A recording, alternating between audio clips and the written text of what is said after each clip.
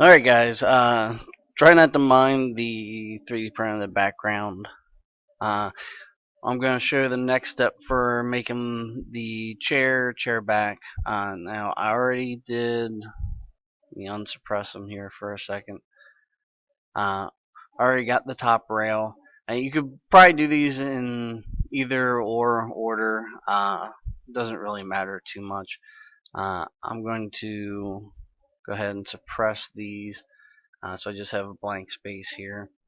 Alright, there's going to be rails going up from all of these holes in the bottom here. I'll show you how to do one and then you can just repeat it.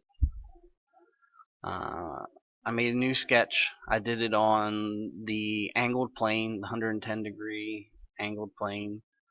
Now I already did this. I connected center circle to center circle, came from the midpoint up 11, just like we did before. The circle or arc they're on is 18 in diameter. Uh, don't have to worry about connecting the sides. We only really need the top here. But you will need some other references. Alright. There's going to be 8 circles at the top here. They're going to be spaced out evenly. And from one side to the other, the distance is going to be 14. So to kind of help with that, I'm going to come over 7, take a line up to the edge, come over 7, take a line up to the edge. Now, what I'll do is I'll make a circle on this one. Or actually, nope, I'm getting ahead of myself. I'm going to need to know the angle that I'm going to fill them in. So I'm going to do angled lines here. And if I do inspect an angle, go here to here, it measures and it's 102.12 degrees.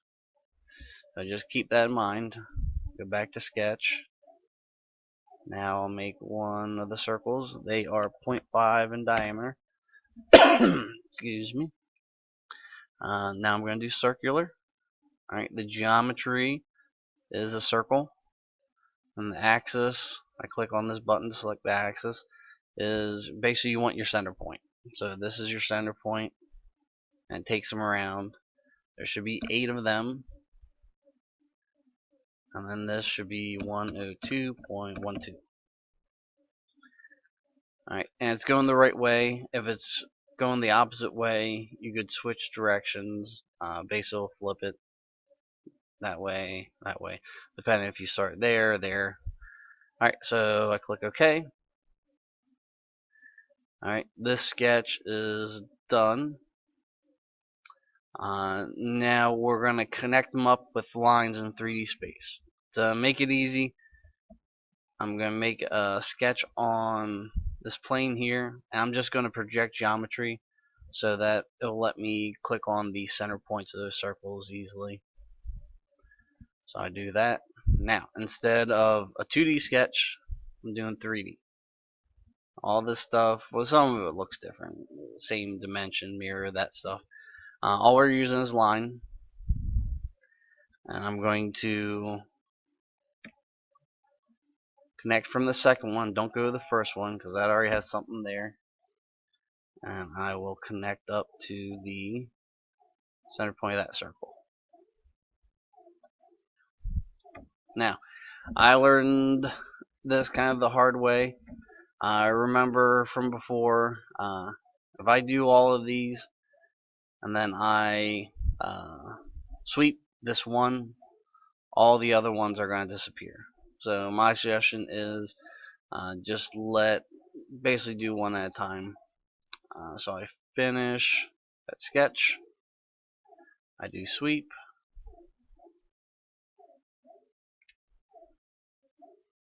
click that for my profile. Now it wants me to do the path, select that path, I'm okay. Now I would do the same steps again. What it will end up looking, right now it just looks like a cylinder going up into nowhere land. But when I unsuppress these features, it connects up terminates inside of the shape, and you're all good to go. So just repeating that. You can't array them because they're different heights.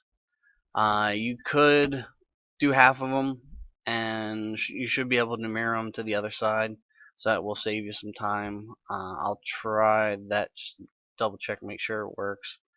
Do mirror, feature is the cylinder, my mirror plane would be plane going through the middle. Click OK. On there. So that'll save you a little bit of time, but you're still gonna have to kind of do them individually. Once you do that, the top part of the chair is all completely done.